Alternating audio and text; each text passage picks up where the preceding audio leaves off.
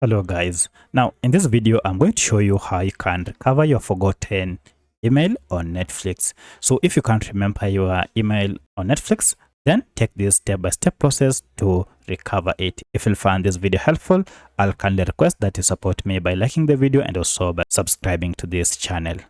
Alright, so head over to sign in here. It doesn't matter whether you don't remember your email. So let me assume I don't remember my email here. And then from here, head over to get help. From here, we have an option to forgot email or mobile number. Proceed and click on this first option. And here we have an option to update the password.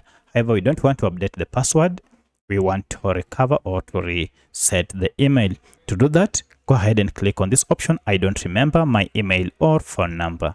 So if you click on this, now you'll have an option here to provide information that can be used to recover it. And the details needed is the first name on your account and last name on the account. You also have to provide credit or debit card number that you used on your account. And remember that all these three fields are required. Once you are done, now go ahead and click on find account, and this will go ahead and give you the detailed information for your email and phone number. So that's how you can recover forgotten email on your Netflix account. If you have any other question, kindly let me know in the comment section.